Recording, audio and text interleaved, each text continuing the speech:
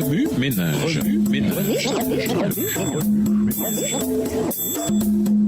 Bienvenue dans votre émission Remue ménage. Nous voilà au dimanche 11 décembre. Une autre dimension. Des conséquences naturelles. Lisons Proverbe 1, verset 31. Proverbe 1, le verset 31. Ils se nourriront du fruit de leur voix et ils se rassasieront de leurs propres conseils. Étudie à fond pour avoir de bonnes notes. C'est en s'exerçant qu'on se perfectionne. Pour soutenir plus tard ta famille, il te faut de bonnes notes. Grâce à elles, tu te trouveras un bon emploi. Beaucoup parmi nous ont entendu un tel conseil jusqu'à en être saturés.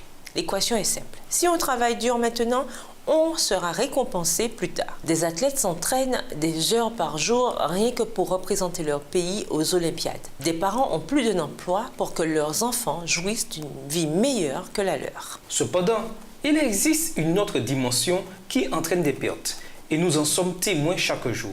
Quelle est cette autre dimension, invisible mais ressentie quotidiennement, que nous devrions tenter d'éviter? La vie n'est pas juste. Lisons Job 10, les versets 1 à 8. Job 10, versets 1 à 8. Mon âme est dégoûtée de la vie. Je donnerai cours à ma plainte. Je parlerai dans l'amertume de mon âme. Je dis à Dieu, ne me condamne pas. Fais-moi savoir pourquoi tu me prends à partie. Te paraît-il bien de maltraiter, de repousser l'ouvrage de tes mains et de faire briller ta faveur sous le conseil des méchants?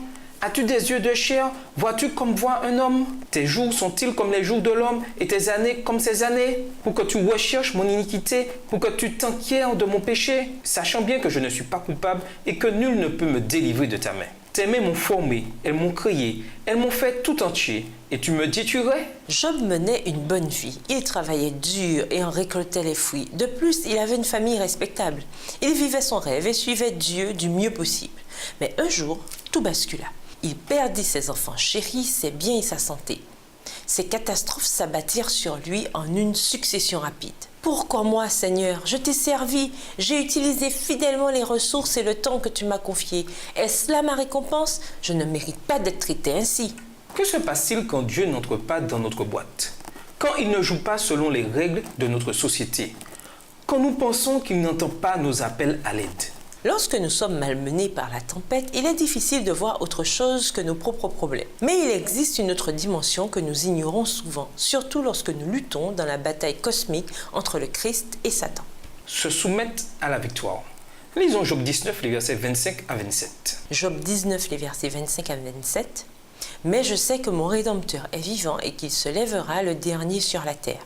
Quand ma peau sera détruite, il se lèvera. Quand je n'aurai plus de chair, je verrai Dieu. Je le verrai et il me sera favorable. Mes yeux le verront et non ceux de nôtre. Mon âme languit d'attente au-dedans de moi. Sommes-nous vraiment victimes de la grande controverse ou y jouons-nous un rôle stratégique? La réponse est oui. La position stratégique qu'il nous faut, c'est la soumission. Je sais bien, moi, que mon Rédempteur est vivant. Job 19, verset 25. Le mot rédempteur se réfère à un parent rédempteur. C'est ce qu'était Boaz lorsqu'il épousa Ruth et perpétua la lignée de Naomi pour toutes les générations. Que devait faire Ruth pour être rachetée? Fondamentalement, rien. Sinon se soumettre et dire « Là où tu iras, j'irai. Là où tu t'installeras, je m'installerai. Ton peuple sera mon peuple, ton Dieu sera mon Dieu. » Ruth 1, verset 16. Il est intéressant de voir que dans Job 19, le verset 25, Job affirma que son Rédempteur, son parent, vivait et cependant, au verset 14, il dit « Les gens de ma maison et mes amis intimes se tiennent à distance. Ils m'ont tous oublié. » Job s'apitoyait sur son sort pour de bonnes raisons, pensons-nous. Lorsque la dimension nous échappe, il est facile de blâmer quelqu'un d'autre, même Dieu. Le rachat ressemble au scénario suivant. Le médecin dit « Vous avez le cancer ». Vous répliquez « Waouh !» Y a-t-il quelque chose que je puisse faire? Le docteur s'exclame. Nous devons vous opérer immédiatement. Vous pouvez réagir ainsi. Vous savez, je n'aime vraiment pas les couteaux, surtout quand ils sont pointés vers moi. Ou je n'ai pas le temps de me faire opérer. Cependant, si vous voulez vraiment guérir, vous vous écrirez sans doute « Opérez-moi tout de suite, docteur, je veux vivre ». Vers la fin du chapitre 19, Job devient solennel. Il dit fondamentalement: je ne connais pas toutes les réponses, mais par la foi, je sais que Dieu est vivant et sur son trône. Je ne vais pas me fier à mes sentiments, je vais plutôt me confier en Dieu. Il voit une dimension infinie qui m'échappe. Une variation d'une citation de Martin Luther le dit encore mieux. Les sentiments vont et viennent, les sentiments sont trompeurs. Mon espérance repose sur la parole de Dieu. Rien d'autre ne vaut la peine d'être cru. Si vous le pouvez, mettez cette citation en musique. Ce sera un moyen original de vous souvenir qu'il n'est pas question ici de ce que vous avez envie de faire, mais de la foi. Au cours des dernières 24 heures de sa vie, Jésus prévint ses disciples que les dirigeants religieux le rejetteraient, l'arrêteraient, le jugeraient et le tueraient. Marc 8, verset 31. Voilà qui est loin de l'image d'un Rédempteur en qui on désire se confier. Mais le Christ ne se conforme pas à nos attentes. Quand on l'amena devant le tribunal, ses disciples le suivirent à distance. Il semblait que son ministère tout entier allait s'écrouler de façon abjecte. Heureusement, nous connaissons l'histoire du salut et y croyons. Le Christ triompha au cœur d'une apparente défaite lorsque, 3 jours plus tard, il ressuscita des morts. Je sais bien, moi, que mon Rédempteur est vivant.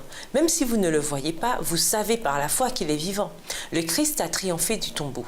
Sachez donc sans l'ombre de doute que la victoire est nôtre dès que nous nous confions en lui. Parce qu'il vit, je peux faire face au lendemain. Parce qu'il vit, je ne crains plus rien. Il tient, je le sais, l'avenir entre ses mains. Oui, la vie vaut la peine d'être vécue simplement parce qu'il vit. Remue-ménage, vous est-il arrivé de sentir que Dieu n'était pas juste envers vous?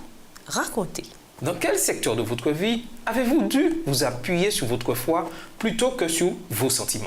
Le temps est venu de laisser Dieu agir en Rédempteur dans chacun des secteurs de votre vie. Quel secteur souhaitez-vous lui donner aujourd'hui? Au revoir. Et à demain si Dieu veut.